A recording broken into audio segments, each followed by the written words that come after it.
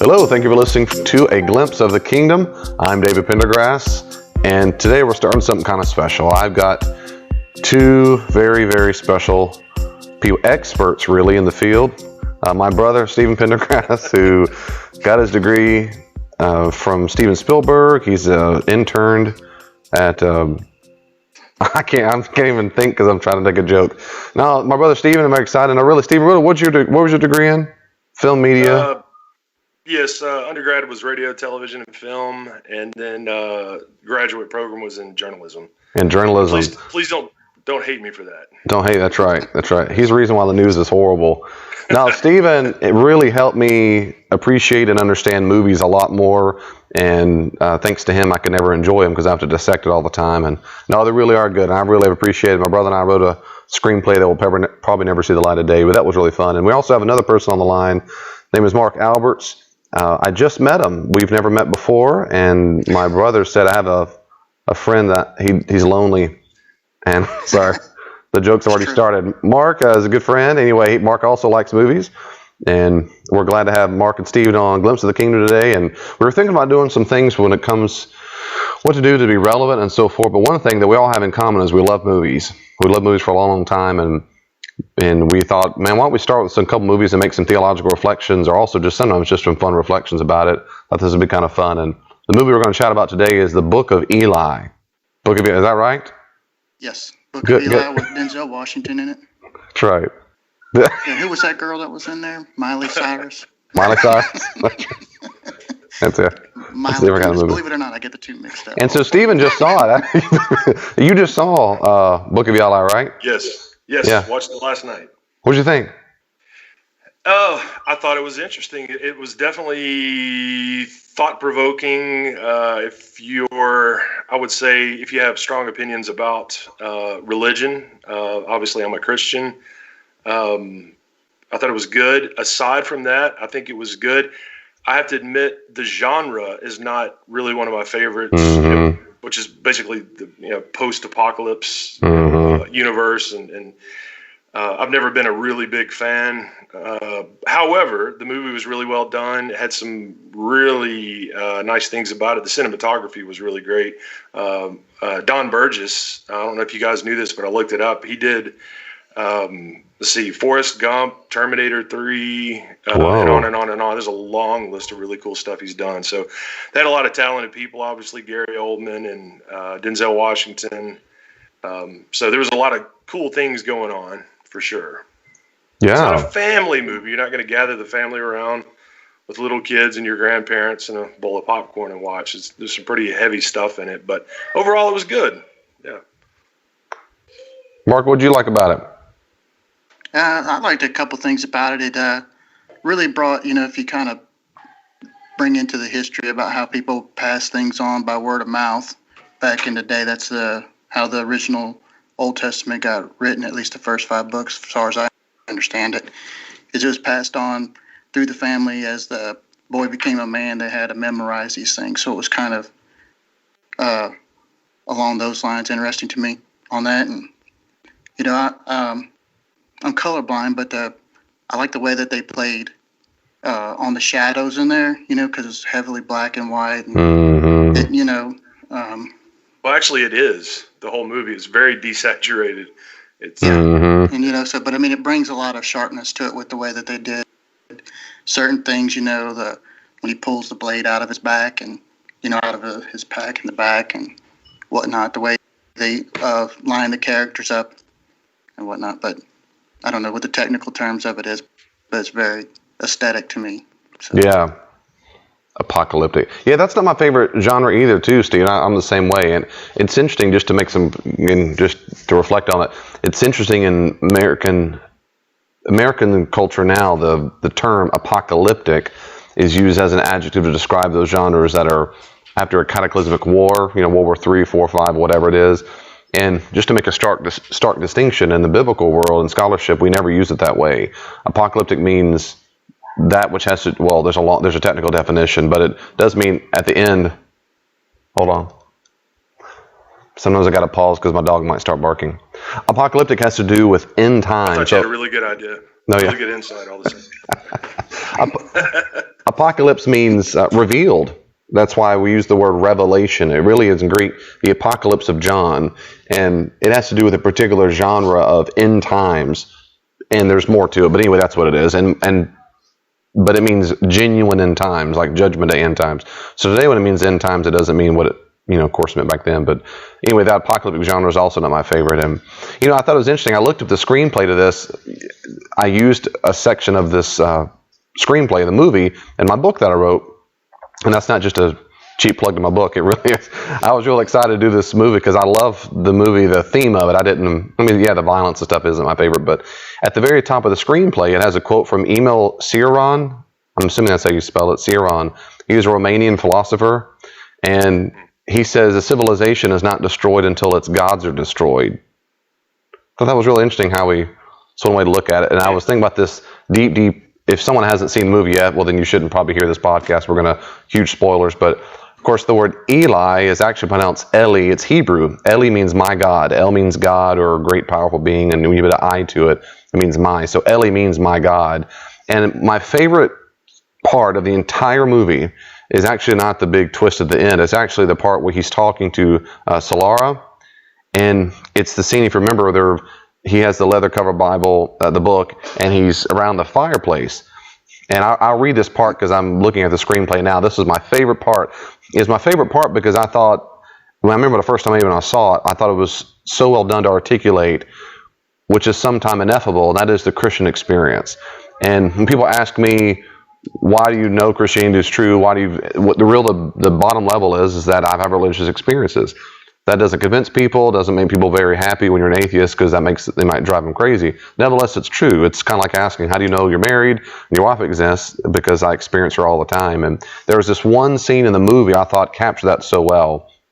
And if I may, this is the part, Eli says, he's talking about the book, and he says, it's the last one. There are no other books like this. All the others are gone, destroyed by the war or in the burnings that came after. This is the only one that survived until now, the last one anywhere. And Solara says, well, how can you know that? So then Solara says, how can you know that? And Eli says, I just know. And then he says, for a long while after it happened, I just wandered on the road like most everybody else. There were still a lot of people around back then in the beginning. I didn't really know what I should do or where I was going. I was just moving from place to place, trying to stay alive.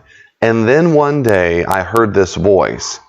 I don't know how to explain it. It's like it was coming from inside me. But I could hear it clear as day, clear as I can hear you talking to me now. Solara said, what did it say? Eli said, it led me to this place. I don't really know where. And I found this book buried deep under some rubble. No way. No one has ever going to find it if they didn't know exactly where to look. Solara said, but you know because the voice told you. Eli said, that's right. And the voice told me to carry the book west. He says, it told me that a path would be laid out before me, that it'd be led to a place where this book would be safe. It told me I'd be protected against anyone or anything that tried to stand in my way, if only I would have faith. That was 25 years ago, and I've been walking ever since. And then Solara's skeptical. Because a voice you heard in your head told you to? Eli says, I'm not crazy. I didn't imagine. I know what I heard.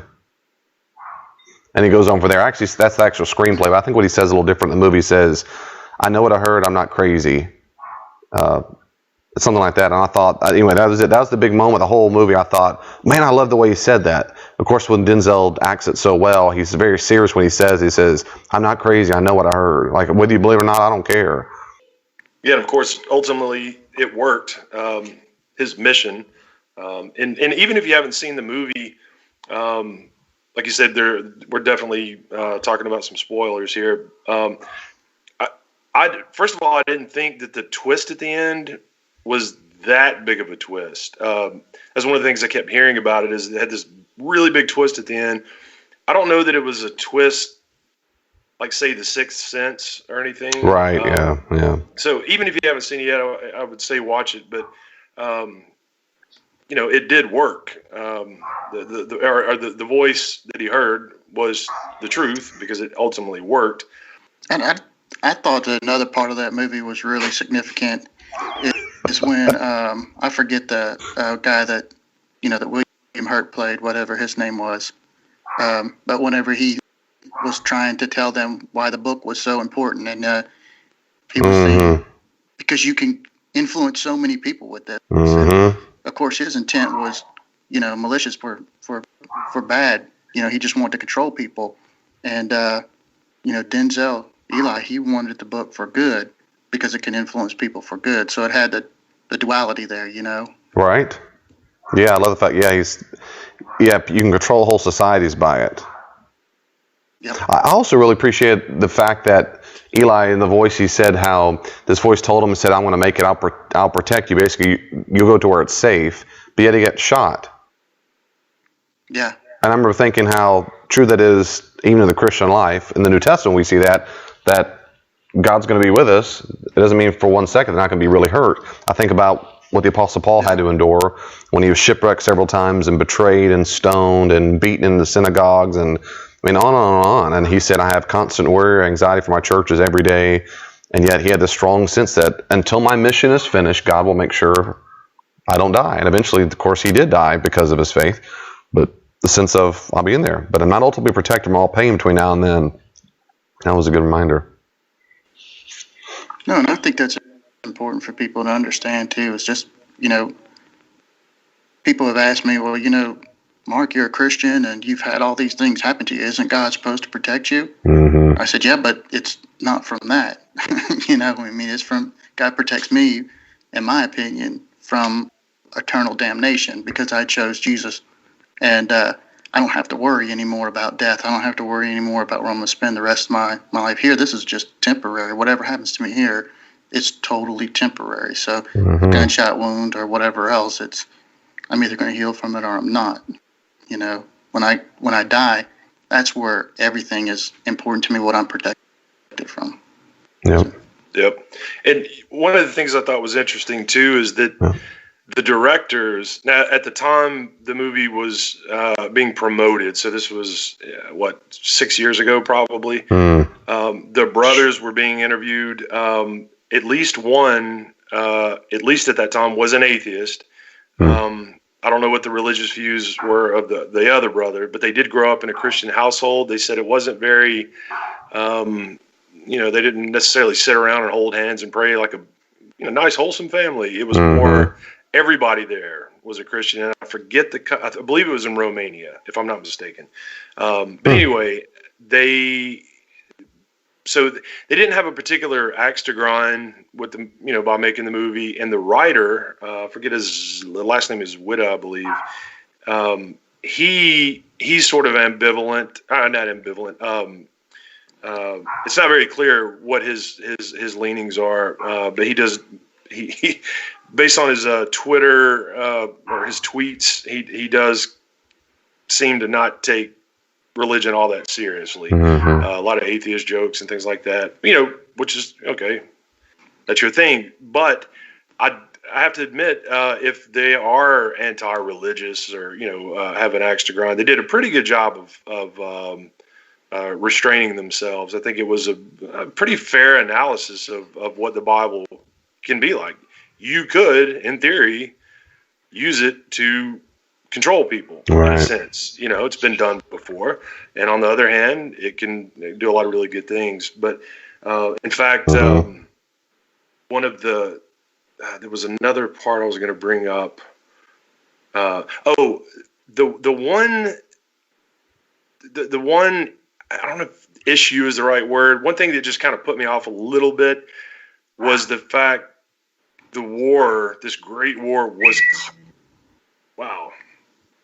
The parrot got out. Sorry. The Great War was caused by religion.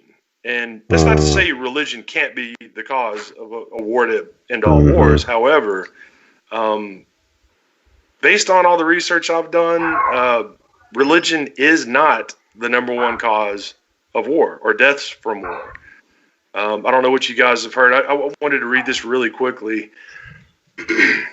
This is actually an article written by a rabbi for I think it was the Huffington Post or something. But anyway, I ended up looking up the book and things about it, and all this seems legit. He says in their recently published book, The Encyclopedia of Wars, which is something, by the way, like a 1,500-page, 3-volume set about the history of wars. Anyway, in this volume, authors Charles Phillips and Alan Axelrod document the history of recorded warfare. And from their list of 1,763 wars, only 123 have been classified to involve a religious cause, accounting for less than 7% of all wars and less than 2% of all people killed in warfare.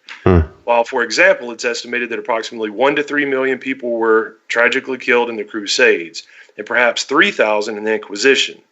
But nearly 35 million soldiers and civilians died in World War I alone. So I wondered what you guys thought about why do so many people still think that religion is the number one cause of war rather than, just greed, maybe. That's what it seems like to me. What you think, Mark? Well, my opinion on that, first of all, people focus in on any leverage that they can get to make Christianity seem less than authentic. If you're so Christian, why did y'all go through and kill all those people during, XXX? Why is there so many wars in the Bible where the Lord tells them to wipe people out? And they speak from just that small little snapshot there. So I think it's just their leverage that they utilize. I don't know how else to explain it on there. Sort of cherry picking the evidence in a sense. Yeah. Yeah, it reminds me of the new atheists, the Richard Dawkins and all them, and Christopher Hitchens and so forth, when they talk so much about religion causing all the wars. I think the rhetorical flourish, of course, is just to get their point across. And they were asked several years ago again, where did all this all start for you? For them, it was 9/11. For them, it was Richard Dawkins said it many times, that 9/11 was the time when he said, okay, I've had enough. And because of that, and maybe, and of course, it's simply false. It is simply false that religion causes all the wars. Maybe, of course, the rhetorical flourish has some truth in it. If you look at modern day wars, maybe if you look at, because we don't have the Great War anymore and things like that, then maybe that's the issue. But nevertheless, it is false. They don't cause all the wars. I see what you're saying. It seems like a lot of fighting today is done over religion, Islam and, That stuff drives me crazy. When I was thinking about the Book of Eli, one of the things I thought about early on not too early on because I didn't know about the Bible issue, but when I thought about the violence, and then of course when it struck me who he's supposed to be kind of a prophet figure to some degree, but not really, but more of a person defends it. And that's of course a big distinction because the prophet, and biblically speaking, has a message from God, and Eli doesn't have a message from God. He's just a traveler who's defending something. But I was thinking, if that were Jesus, and he knew it was time to go take a book somewhere, I can't fathom him with what's that big sword called? What do you? Oh yeah, a big like a really big machete. A machete, Bowie knife, machete, and then goes around swinging, chopping up the Romans and stuff. That's a big deal. That's all the kind of stuff that I very much understand. I really do. I really, really do. If I were an atheist or a skeptic, trying to give religion a chance and so forth, and you heard about people blowing up buildings, and you heard this, or you found people to be racist and so forth, I understand the frustration, because it's kind of like saying every mathematician I've ever met is a punk, therefore I won't study math. I understand the emotional draw, but I do not understand the logical draw of that at all, because we want to focus on the people who are the founders. That's all that matters. And when we look at Jesus, who would never ever support such a thing, and look at someone like Muhammad, who was well prized for being a fighter. His very first battle, from what I've read, the research I've done years ago, was decimating a caravan. So when you look at things like that, Joseph Smith fought wars and on. I guess it'd be difficult for me. You can easily say, and I won't go too much long on this because I know we're talking about the Book of Eli, but you can easily say, yeah, but David, if God really did command him to go kill all the armies and kill the caravan, that's what you do. But nevertheless, that's not the Jesus we meet. The Jesus we meet, who represents the God we understand, I think is true. It doesn't do that. And I'm glad it doesn't. I'm glad it doesn't say pick up your machete. Absolutely. And I hear this argument a lot. Who was it?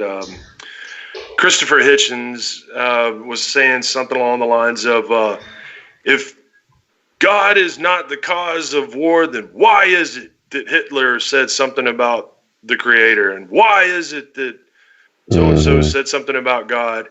It's like, really? That's your argument? Right, that's right. Hey, guys, I'm a billionaire. Also, I led the Human Genome Project. Let's see, what else? You can say, anybody can say anything. But he used to say that all the time about Hitler. He used to argue all on Hitler was a Catholic and was very religious and all that stuff. Yeah, he used to say all the time. He doesn't say that Hitler he's not stopping at he said it.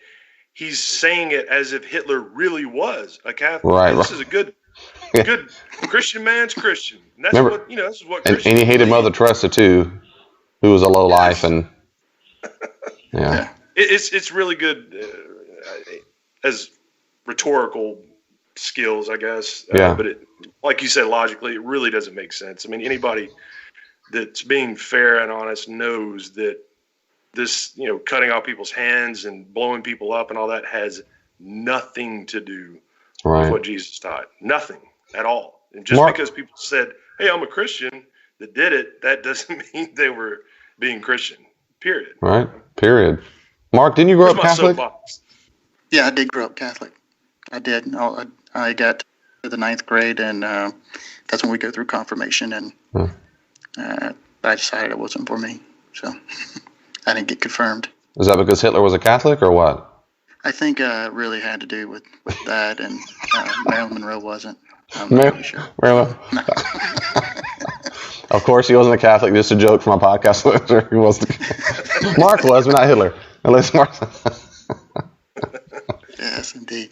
Yeah, you said till 9th grade? Yeah, 9th grade we go through confirmation. Oh, that's right. Is it that late? 9th grade? I believe it is 9th grade. I think it's somewhere around there. Are you making up stories right now, Mark? I just know I didn't go through it, which made my mom, who is a devout Catholic. Oh man. Goes to church literally every day. I mean, she hits the 7:00 mass before she goes to work. How about that? When I was a kid too. So. Does she still want you to marry a Catholic girl? No. My mom shouldn't care who I marry now.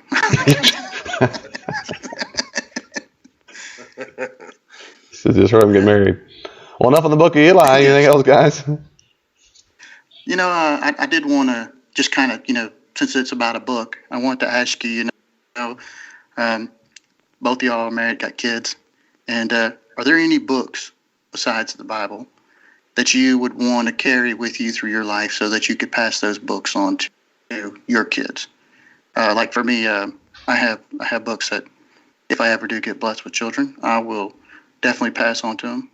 Max Lucado writes a book, You Are Special. I'd like the Velveteen Rabbit. And one of my favorite is Frog and Toad All Year. So is there anything that you would like to carry through your life to pass on to your kids? Yeah, absolutely. Steve, you can go first if you want.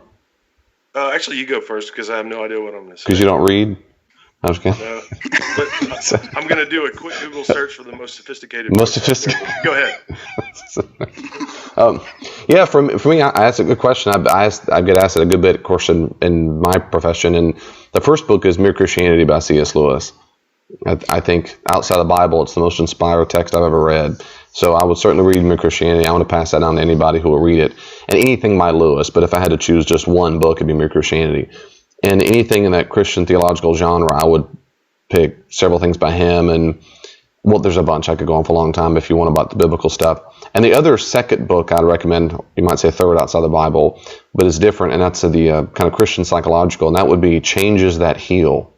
Changes That Heal by Henry Cloud. Anyway, Changes That Heal changed my life. It has several things in it, but it's a very, very good book and by a Christian psychologist. But yeah, those two books, and that, again, there's so many other I'd read. But Steve, have a chance to Google yet? Yeah, actually, I did Google this to make sure I remembered the author's name. I'm still looking. I think it's James Sire. Yes, The Universe Next Door. Is that like Joel Osteen's Make Every Day a Friday? Yes, exactly like Yeah, no. this is I've got a lot of jokes, but I'll never mind. The Universe Next Door was really helpful to me. I definitely recommend people checking it out. But it's a book about worldviews. I think it's like the 7 basic worldviews. I think it was John Lennox that recommended it. I read this probably a year ago. But it's really good. He talks about naturalism versus theism versus nihilism versus pantheism and several others. But it really forces you to look at your own worldview. Like, okay, what do I believe exactly? And sure enough, by the time you finish reading the book, not only can you better articulate what you believe, but you can also see where, especially if you're like me and you grew up a Christian, went off to college, left the faith for a while, and then came back, you can look back at your journey and say, oh, I was one of those at that time. Oh, I was one of those at that time. And what's really cool is as you meet people that are in one of those camps, you have a much better idea of how to communicate with them. So I think it's a really good way to, reading this book is a really good way to help you understand why you might be having certain doubts about, say, the false dichotomy between science and belief in God and all that. But it really does help. It helps you make sense of things. But obviously, the Bible would be the number one. And then after that, I do like Green Eggs and Ham. That's yeah. Good. But no, really, Universe Next Door, highly recommend it. Very good. Sweet. Well, thanks, guys. This is really good. I appreciate your time. And most of your comments were somewhat cogent and helpful. The ones that were not, I'm going to delete from the podcast and Thank you. Quickly as I can. I appreciate it. It's good stuff. Hey, Mark, where are you from? I'm from, I grew up in Ocean Springs, Mississippi. That's the Ocean Springs. Okay, I knew it was Mississippi, but I couldn't. Yeah. I can spot us. Yeah. The accent, I can. Oh, real quick. Oh, we didn't. Mark didn't say what book he would recommend. Oh, I did actually. He did. I was really serious. Like, I was thinking of younger kids like Max Lucado and yours. Oh, that's right. You did say Velveteen Rabbit. He was Googling. He wasn't listening. Older generations. That's right. If you're getting up into the teens, there's this one I've read that's Forbidden Knowledge. I forget who wrote it, but it's actually a really, really good book. So, yeah, I'm sorry. I zoned out. I was Googling. Yeah. Yeah. So. That's right. Thanks a lot, guys. Until next time, God bless you. I'll see you next time. All right, Dave. Take it easy. Thank you so much for listening to the podcast. I really do hope that you enjoyed it. I hope you'll listen more. If you want more, go to davidpendergrass.com. There are tabs at the top that let you have access to all the podcasts I've recorded, to sermons I've done, books I've written. They're all there at davidpendergrass.com. You can also check me out on Facebook, facebook.com/glimpse of the kingdom. facebook.com/glimpse of the kingdom. And also look at my Twitter feed at glimpse the kingdom or at Dr. D. Pendergrass, at Dr. D. Pendergrass. There's tons of ways reached out. I hope you will. Send me your questions, send me your comments. If you'd like to support the ministries of Glimpse of the Kingdom, you can also find ways to give online on davidpendergrass.com. If you'd like for me to come and do some consulting, check out my website, davidpendergrassconsulting.com, and I'll be happy to come out and speak to your organization and help and train any way I can. God bless you. See you online.